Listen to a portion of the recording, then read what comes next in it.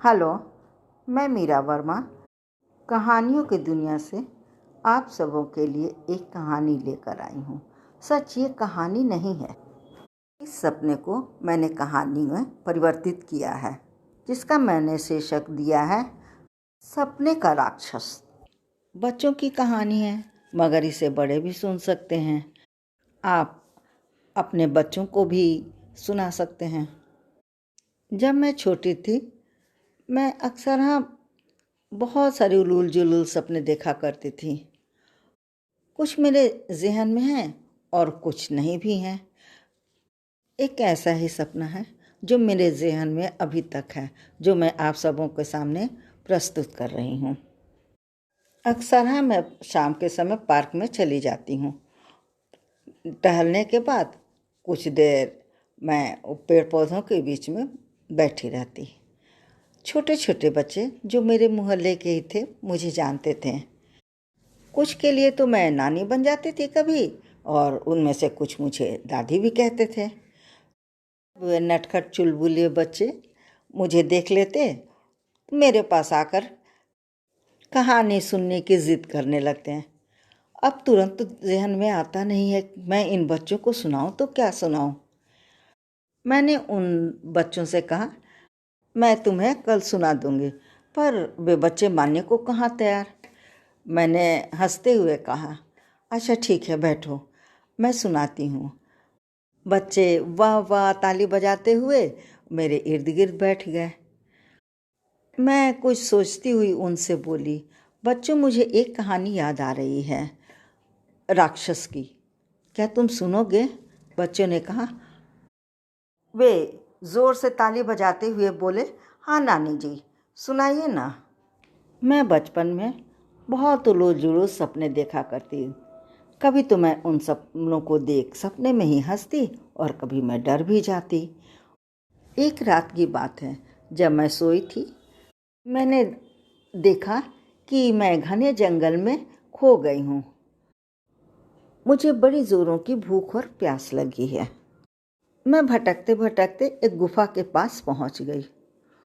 मैंने देखा उस गुफा के द्वार पर कुछ लिखा था। मैंने जैसे ही उसे पढ़ा, वो तेज गड़गड़ाहट के साथ दरवाज़ा खुल गया। जब मैं उस गुफा के भीतर गई तो मैंने देखा कि एक राक्षस सो रहा है। मैं तो डर कर थर थर काँपने लगी, पर बाहर भी नहीं निकल सकती थी क्योंकि वो दरवाज़ा बंद हो चुका था। राक्षस मुझे देखते ही चिल्ला पड़ा, ए लड़की, तुम यहाँ कैसे? मैं तुम्हें कच्चा खा जाऊंगा। मैं डर से कांपने लगी और हाथ जोड़कर उससे मिन्नतें करने लगी। आप मुझे छोड़ दीजिए, मैं कुछ नहीं जानती हूँ। आप कौन हैं और मैं कहाँ हूँ? मुझे ज़ोरों की भूख प्यास लगी थी। मैंने देखा कि इस गुफा के दरवाजे पे कुछ लिखा है।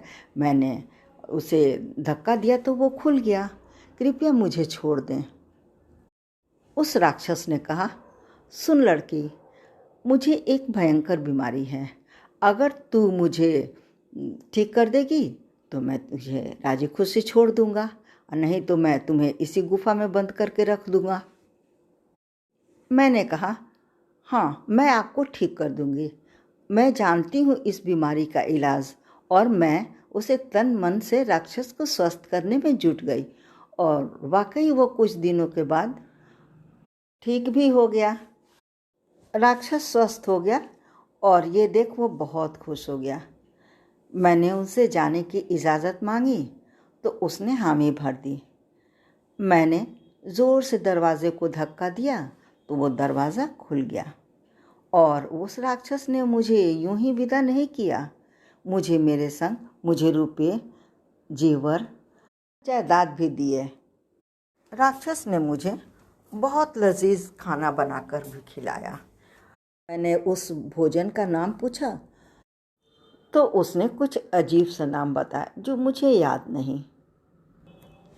दरवाज़ा खुलने के बाद मैं बाहर आ गई। बाहर आते ही मैं चैन की सांस ली।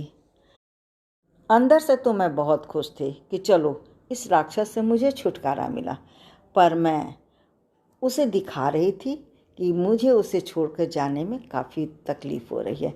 मैं उसे छोड़कर जाना नहीं चाहती। उसका स्वभाव काफ़ी मधुर और मिलनसार लगा। मैं उससे बहुत खुश हूँ, पर मुझे जाना तो था ही। मैं जैसे ही कुछ दूर पर गई तो मैंने महसूस किया कि मेरा कद एकाएक छोटा हो गया है और मेरे बाल भी झड़ गए हैं। मैंने महसूस किया कि मैं चलने में भी असमर्थ हूँ। मैं घबराकर रोने लगी। मुझे ये कैसी बीमारी लगी? क्या राक्षस ने मुझे श्राप दे दिया? आखिर तो था वो राक्षस ही। जानते हो बच्चों, उस समय मैं कितने साल की थी? मात्र 10 साल की थी।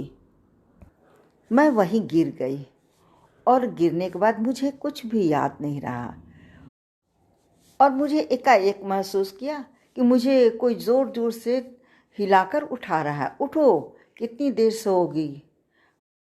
मैं हड़बड़ाकर उठ बैठी और चारों तरफ मैं देखने लगी।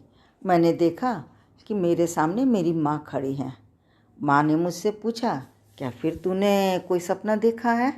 मैंने कहा, हाँ माँ, मैंने सपने में एक राक्षस को देखा, पर उसने मेरे साथ काफ़ी मित्रवत व्यवहार किया।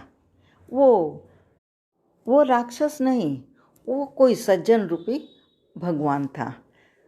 और सच कहूँ तो वो मेरे दिल में ऐसा बैठ गया मानो वो मेरा सच्चा दोस्त हो। माँ मुस्कुराती हुई बोली, चल चल, तैयार हो जाए, स्कूल जाने का समय हो गया है।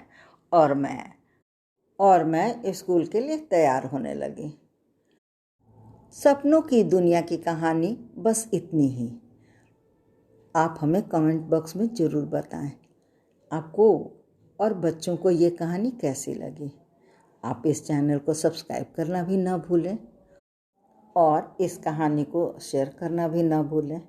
धन्यवाद।